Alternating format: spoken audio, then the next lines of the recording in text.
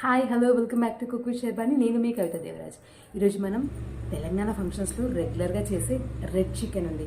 చాలా బాగుంది టేస్ట్. నేను ట్రై చేశాను. మీరు తప్పకుండా ట్రై చేసి ఎలా వచ్చిందో నా కమెంట్ బాక్స్లో తెలియచేయండి.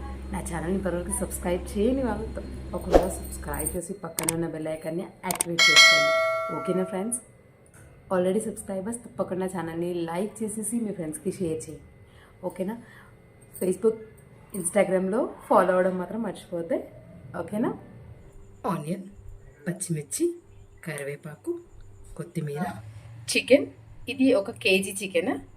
కారం మన స్పైసీకి తగ్గట్టు, ఉప్పు, అల్లం వెల్లుల్లి పేస్ట్, కొద్ది పసుపు, chilli sauce, green chilli sauce, tomato ketchup, కొబ్బరి పొడి, ధనియాల పొడి, నువ్వులు, కాజు, పల్లీలు.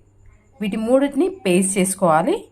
టమాటో ప్యూరీ, చికెన్ మసాలా, పెరుగు,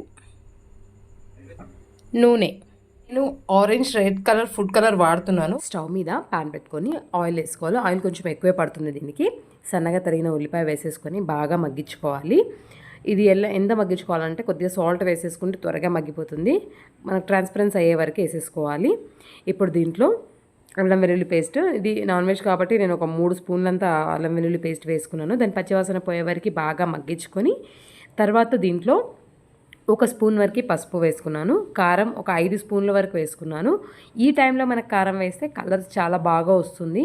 and Kashmiri red chilli powder ఉంటే ప్రిఫర్ చేయండి, చాలా బాగా వస్తుంది కలరు. ఇది టమాటో ప్యూరీ అండి, ఒక 3 టమాటాల ప్యూరీ ఇది. ఇదన్నీ వేస్తూ నేను మీకు ఫాస్ట్ ఫార్వర్డ్లో చూపిస్తున్నాను, అంటే మేకింగ్కి కొంచెం టైం పడుతుంది.